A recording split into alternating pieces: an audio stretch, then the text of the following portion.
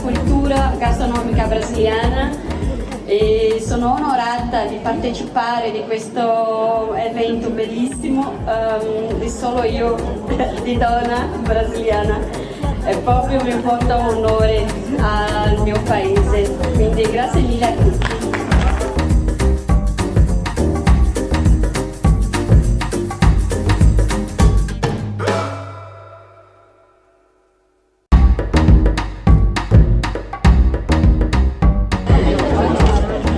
Mi chiamo Cleide Rocha, vengo da Brasile e oggi offro un piatto della mia cultura che è la feijoada di pesci.